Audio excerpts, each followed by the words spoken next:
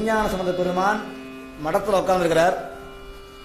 சிவபாத இருதயர் பிள்ளைய பார்க்கறதுக்காக வர்றார்.